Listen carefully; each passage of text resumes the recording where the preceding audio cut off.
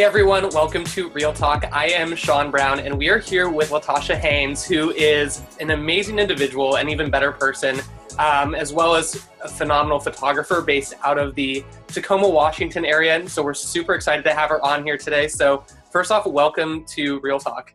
Thank you. Look at this, like a talk show. It's like a talk show. We're going to just have fun with it, though. And it's going to be basically kind of everybody gets to hear your amazing story, just because when I met you, I think it was probably 2 years ago now. I think it was Cannon Beach was the first time. That was the first time we met? Yeah, I think Wow. so. Okay. Yeah, so I met Tosh. Her, True Mua, Spanky Mills, and Christina Ramirez host senior shootouts throughout, I think, almost like once a year, it seems like. Yeah, we've done like one to two. But they're always amazing. And so I'm based out of Portland, and when Tosh did one in Cannon Beach, I was like, oh, I have to go. This was the time. And we really just kind of clicked. And you see Tosh and Ike and Tash as part of the dynamic duo that you see them on Instagram. But once you actually finally meet them in person, you kind of really see what it's all about. So I'm blessed to call her one of my friends. And so first off, tell the people a little bit about yourself, kind of where you're based, what you shoot, that sort of thing. Okay, cool. So I'm Tosh, and I am based in Tacoma, Washington, as Sean said. But if people don't know Tacoma, I say Seattle. It just depends on what you know. And I'm a part of a husband-wife team, like he said. We shoot families, seniors, engagements, and weddings. And so the way that I'm staring at Sean instead of looking at the camera. It's kind of like this weird, okay. It's like when you take a selfie, you're like, where do I look? Where do I look? Yeah, which camera should I look at? No, so the way our business is set up is Ike does weddings and engagements, and I serve as his second shooter. And then I do seniors and families mostly. Over the last couple of years, I've kind of decided to be a snob, so I only shoot the weddings that I really, really want to shoot, which is people that I know, or obviously if we're traveling, I'm going. He's not taking someone else. And that's kind of what we do. And our business is kind of split, I would say. I think it's kind of split equally. Like, I think we get as many weddings as we do seniors as we do families. We generally shoot about 50 seniors a year, except that we shot 50 seniors this fall, which is really weird. So we'll probably hit like maybe 60 to 70 this year. That's awesome, though. I know. Yeah. I don't know how that happens. We do about 12 weddings a year, and then we do about 30 to 50 families a year. Yeah, and so when you guys started, you kind of jumped right into doing what you're doing now. So you never chose to kind of divert and specialize in one genre. So, and that's been super hard. Like, it's really hard being a part of like so many different industries, because even though we're all photographers, like there are obviously like very like different threads or different like sectors. And so we used to catch a lot of slack about being wedding photographers from wedding photographers who were like, why are you shooting seniors and families? Like, the money's in the weddings. Like, why would you like divide your time and divide your energy? And we weren't obviously like doing as many weddings a year as like the really like well-known wedding photographers, but we were speaking at the same events as them. So it was always this weird dynamic of, are we respected as wedding photographers? No, we're not doing as many. And then of course, like, you know, I'm a senior photographer, but it was kind of hard like edging in because I wasn't solely senior. So I didn't really connect with some of the same like issues or some, like, it wasn't my only thing that I was doing. So I always kind of felt a little weird there too. But as I've, over the last couple of years, kind of developed some friendships, now I kind of feel like I don't feel all the way in, but I feel more in though. You're in. I think it depends on what circles you're in. But, and then obviously unfortunately, families don't really have a voice in this industry, which is really sad. And I think that there are some really cool people that are trying to kind of bring that voice back. But I feel like the portrait kind of sector of the industry kind of just gets all lumped together and kind of just thrown in a pot, and it's kind of like every man for himself. So yes, many times people have said you should specialize. Some of my closest friends who are senior photographers think it's dumb that I do other things, but I had a really amazing conversation with Sue Bryce about 3 years ago, and we were actually having lunch together. We were like going for a walk, and I was telling her that Ike and I finally got to this place where we feel like we want to specialize, and I was going to do seniors solely and he was going to do weddings, because of the things we do, those are the things we love the most. And she goes, do you love shooting families? And I was like, yes. And she goes, do you make money shooting families? And I'm like, yes. And she was like, why would you ever stop doing something that you loved? And that was the moment where I was like, she's right. Like, why would I feel like I need to fit in a box because everyone is telling me that I should? And so from that moment, we decided that there were some things that we did let go of because we were doing like a lot of different portrait things, but we were just like, we're going to run our business the way that we want to. That's why we decided to be small business owners. So we do not specialize. We had that debate for a really long time when we became Ike and Tash a couple of years ago, 5 years ago. We've been in business 8 years. But we never did. And I am like a huge like supporter of people doing what they feel is best for their business. So, and I think that's something that a lot of people struggle with. And that's something I wanted to touch on with you, just because I think that you guys do that so well, where you've almost married your brand to kind of show that you do everything well. But I think you're one of the few people that can show multiple genres and still be successful in those genres. So do you think that there's something that you guys did that kind of really helped separate yourselves from, say, other photographers that are more generalists and don't specialize in one industry, and maybe they're not rocking it as much as they can? Or what do you kind of feel is a differentiating factor that allowed you guys to do that? I think we don't do anything that we're not good at. So we only do the things that we're like super passionate about and that we know we can perform well at. Like, you are not going to see me post a bunch of maternity or children or newborns. Like, I'm not good at those things. Like, you don't even really see a lot of professional pictures of wisdom. And if you do, then it's probably someone that we've hired to shoot her. Like, we know what our strengths are. And we only do the things that we can get excited about. I'm excited about shooting families. I love watching my families grow. Some of my families I've been shooting for 8 years, and they were here before Wisdom. They watched Wisdom grow up. Like, there's a relationship there now. And it's not necessarily about the pictures. And it's the same thing with our seniors. Like, you know, some of my seniors now like serve as my teammates when we're like on the road. Like, they have worked my conference. Like, there's a relationship factor. And I think that honestly is what separates us.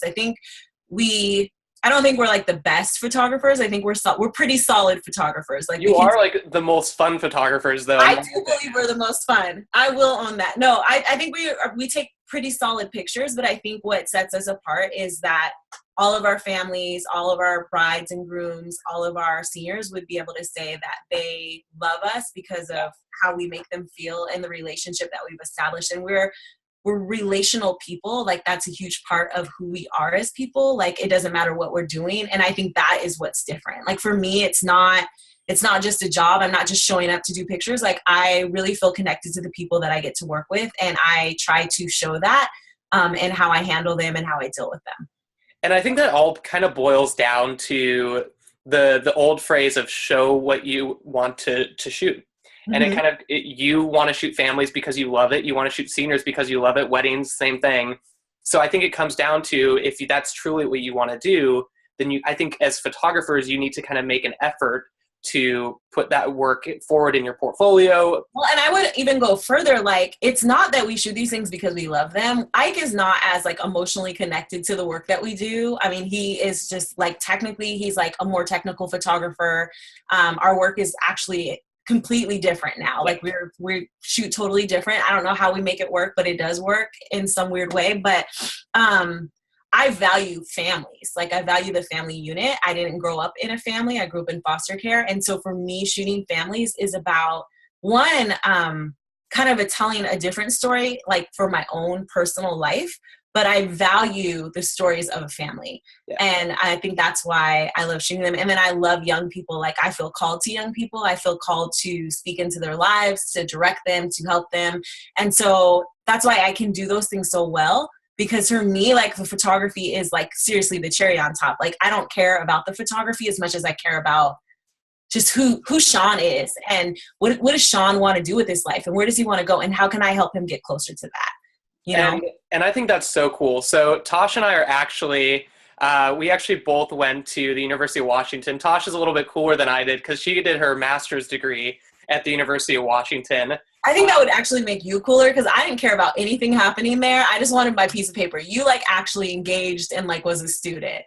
Yeah, but I think that's so cool because you actually did a master's in, it was something social public action. So it's like social work and political science kind of mixed together in one degree. Yeah, which I think is so cool because for those of you who follow Ike and Tosh, you might have seen the INT Street Team, and now Tosh, I think it was maybe a year ago, started And Her, which was a separate portion of that. So give the people a little bit of background on the INT Street Team and Her. Yeah, so the street team is our kind of answer to the senior model thing, but kind of on steroids. Like it started Seriously on steroids though. Yeah, on a really strong anabolic steroid. It started the same way that most senior model programs start, but for me, I have a background in youth development. So before I was a photographer, I did 10 years in nonprofit working with really amazing brands that do a lot of like youth development work. And it wasn't enough for me to be like, hey, come rep my brand and I'll give you pictures. Like young people deserve so much more from us as like caring adults and as adults that like have wisdom. And so I just started creating kind of opportunities for them to, one, get together with me and for us to develop our relationship, but mostly for them to get together with each other and to kind of develop community. Because a lot of my girls, they all go to different schools. I very rarely choose girls from the same school. So I thought it was a really great opportunity, especially at this time where young people don't know how to connect because we all are always on our phones. New to their phones. To teach young people what it means to like interact with one another and to build relationship. And because these young people do not go to school together, it's very similar to like what a college experience would be or what a sorority would be. It's like making a decision to connect with and to develop a relationship by choice versus by circumstance. Yeah. And so a lot of the friends that they have, they're together all the time. They're on teams together. They go to school. They're in the same classes. But with the street team, in order to like develop something that actually matters, you have to put in the work. You have to be able to meet up outside of school and share a little bit about your life and share a little bit about your struggles. And so what I've cultivated with our street team is a small community of girls who are going through the same kind of things in their lives, but they go to different schools. So it's like a safe place for them to fall into. But taking it a little bit further, we hold on to our girls. And so I have this huge alumni community too of girls that the girls that are in high school can reach out to college girls that have been through this experience and they have that in common. So we've kind of created this big, huge like family unit of girls who love each other, who have walked through things together because they're connected to us. And so that is kind of the beauty of it. So we've like served probably about 220 girls over the last 8 years. And we are in the process of picking a street team right now. So this will be our 8th or 9th group. I can't remember. Probably and then 9th, yeah. Yeah, maybe 9th. I don't know. I can't, whatever. And then And Her was just kind of, last year we did a meet and greet for our street team and we had about 150 girls show up. And then when we did our application process, we had 300 girls apply. And as I was reading through those applications, a lot of the girls, they love Ike and I. Of course, they want pictures because what girl doesn't? Like if you're on Instagram, you need content. But really, they wanted the relationship portion. They really wanted to be a part of something. And just time and time again, I kept seeing like, I want a sisterhood. I want community. I want to be a part of. And so we decided to create a service club for girls who were not chosen to be on the street team because there's only like 16 spots. And this is an opportunity for girls all over the city to get together and to do community service together. We do leadership development stuff, do a lot of fun activities. We're planning a Christmas party right now that's citywide. And those events are really amazing. And so I have a group of girls that are ambassadors for that group, and they oversee kind of all of the community service, the leadership development, the social events. And we've had some really great parties. We've raised some great money for organizations, and we've done a lot of service. So it's been cool. And I love that because I think you were, correct me if I'm wrong, one of the first kind of photographers that really started implementing the senior rep, senior model team kind of model into your business. See, I don't actually believe that that's true. I feel like the senior market kind of came about in like 2008 to 2010. It was finding itself. And then in 2010, it really started to take off. Those things were already happening. I probably even got the idea from someone else in terms of like senior models. I think I'm the first one though that kind of had like an impact model program. Yeah, and that's kind of what I was going to touch on is I think that you were the first to really make it more than just about somebody trying to generate business for you. And you took it a step further and said, how can I help these individuals at this point in their life? And you kind of felt called to that. So I will absolutely take credit for that. Yes. I was the first one to do that. And it's been really fun watching people do it in their own groups. Like, I think that young people deserve that opportunity to be connected to someone that cares about them. So it's been like such a gift to be able to watch that happen and for people to want to do that. Like, I think that's really cool and really unique, and it's something that we get to do, you know? Well, I think that's kind of even in a bigger sense of that can be applied to all genres of photography. I think that clients are wanting that more personal interaction with their photographers. They actually want to, they have like a stake in their lives almost. They are interested in what you're doing. They want to be a part of what you're doing. And so I think that that's something that you and Ike do exceptionally well, is welcoming them into your families. And I think that's something that other photographers, I think, are going to start doing as well, and trying to, as the industry and kind of just life in general kind of changes around this genre. I agree with that. And I kind of feel like that's just kind of the move as a small business, whether it's photography or something else. Like your supporters, your followers, like your group of people, they're the ones that keep you in business. And so the more they feel drawn to what it is that you're doing, the more that they're going to invest when you come up with a new idea or you want to do something different. And that's kind of the goal, right? We all need our tribe of people that believe in what we're doing, that want to pour into our business so that we can stay doing the things that we love to do. Yeah. So. Yeah, absolutely. And so something that I personally don't have experience with, however, I'm sure a lot of people watching do, they have kids and they're not sure how to balance kids and business. And something that was so cool, first meeting you guys in person, is you see your daughter Wisdom on your guys' social media. She's like the life of the party. Everybody loves her. However, you guys made the conscious decision to incorporate her and let her be part of your business. So how did you guys kind of, what did the conversation look like when you first really we're talking with Ike about, should we allow Wisdom to kind of be a part of this, or how will our clients feel? What was the discussion like? Well, I always feel like there's this weird kind of conflict with small business owners about like when they should have kids and how that will impact like their business and their life. And at the time when I got pregnant, Ike and I were really just starting to kind of take off. Like people were starting to kind of notice us and pay attention. So it was like a really pivotal time for us. And it was just like, great, now we're having a baby. Like, how's this going to impact and affect our business? And we both have families that live on the East Coast. So it's just the two of us out here, and then like all of our friends who have become family, but really don't have like a really strong network of like support that has to do it because they're family. Like, it's what you have to do. So we were just like, we have to kind of figure this out, because we knew at that time we wanted to be speaking. There was a little, at the time, a tickle of an event. At that time, it wasn't Blink, but it was like kind of stirring in me. There were all of these different ideas and things, and I didn't want to be slowed down just because I had a baby. And so we were very intentional about making sure that people understood that we were pregnant, that we weren't trying to hide it, but that we were also committed to what we had already committed to and where we were trying to go with our business. And the beauty of us is that we work together. So there's always someone, like if Ike is busy, there's me. If I'm busy, there's him. And then now we have all these amazing young people who it's very easy to have them come with us and do whatever we need to do. So our situation's a little unique because of that. But I didn't come into wanting to work for myself to be told how I should do it. And that's kind of always been my rule. I don't compromise like how things work well for me, not for a client, not for a conference host, not for anyone. Like, it is very well known that if you are going to have Ike and I, you're going to get Wisdom. Like, that's just how it goes. And we'll be responsible for what that looks like and how we handle that. But if she can't come, it's like, it's a no deal.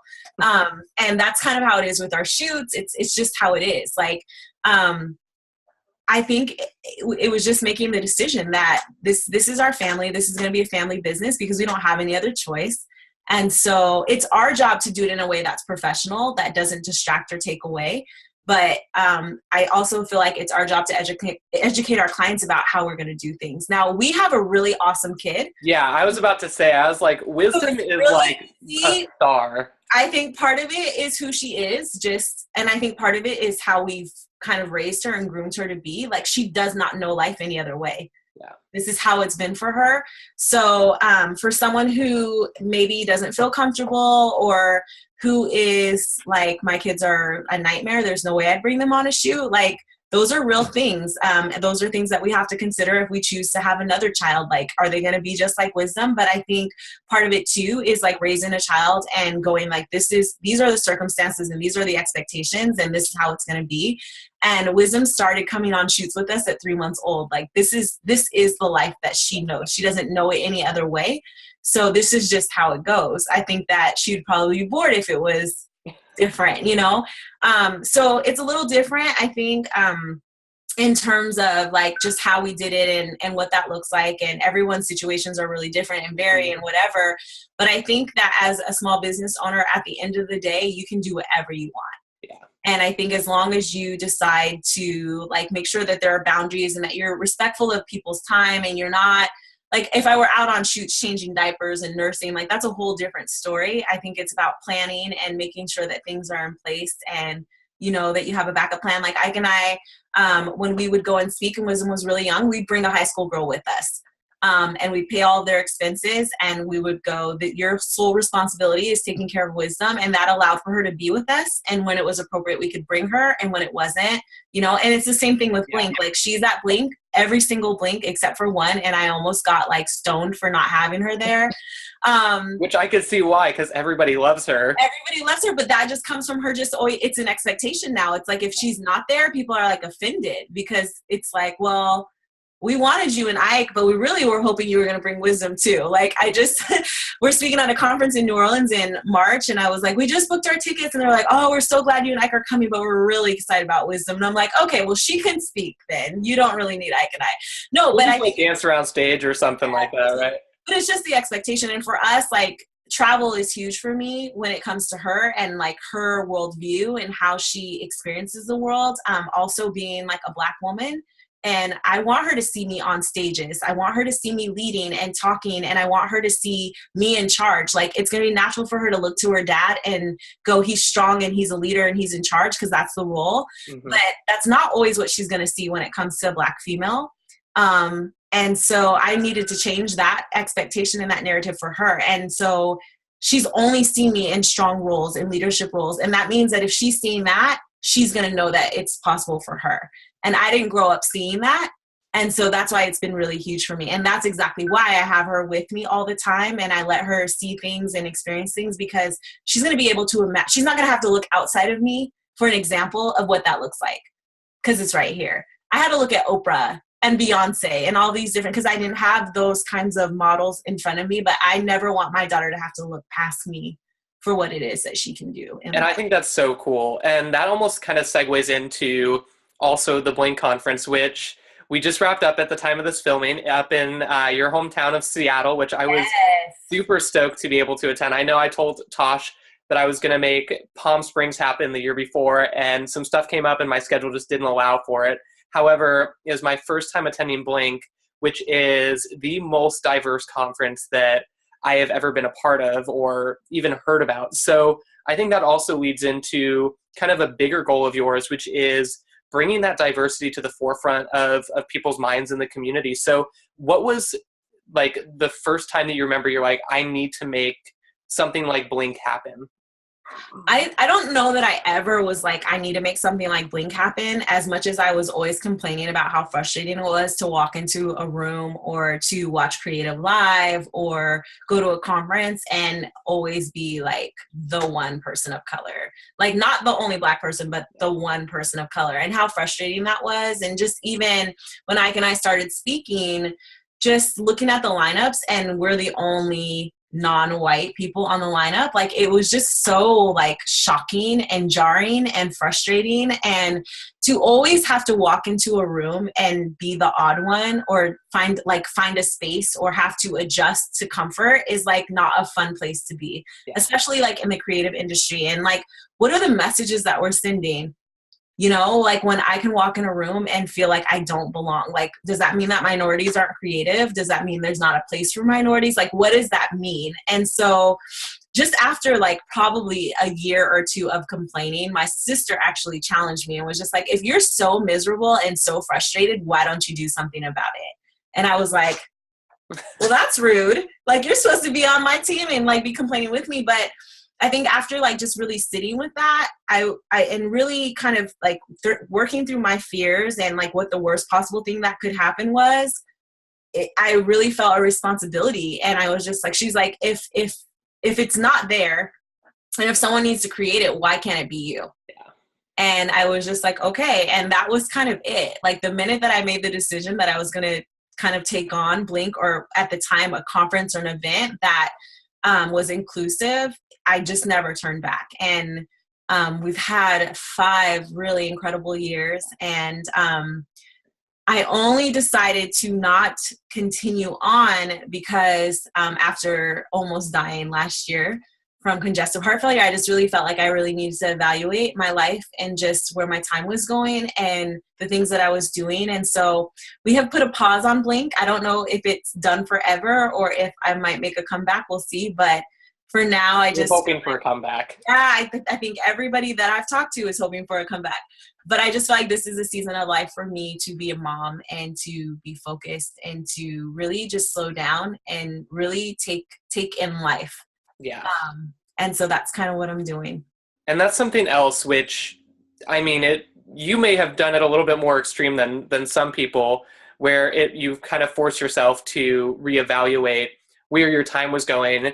For individuals that are saying they're probably in their business and it's maybe consuming them, and they're saying, I have no time for family, I have no time for friends or faith or anything like that. How did you kind of balance that transition and saying, here's something really successful in my business, however, I need to transition some of that energy and time into other areas of life that are more valuable to you? Honestly, when I unexpectedly went through heart failure and spent 6 days in basically intensive care and was facing even like a heart transplant, all from like getting the flu and being sick and being overworked and not taking care of myself, I was sitting on my hospital bed, like really thinking about the things that mattered to me. And none of it was about awards or places that I had spoken or the number of followers I had on Instagram or whether my 9 squares like were beautiful and aesthetically pleasing. Like I could care less about any of that. I was so devastated about the fact that what are my girls going to do if I die? The girls who have come to rely on Ike and I as mentors, the community of people who really look to us to connect them to opportunities. My daughter who was going to turn 5, I almost missed. I mean, it just became about so much more. And when I got out of the hospital, I just didn't feel like I could keep going in the same way. Like the things that I thought were important and the things that I valued, they had no weight when I was facing dying.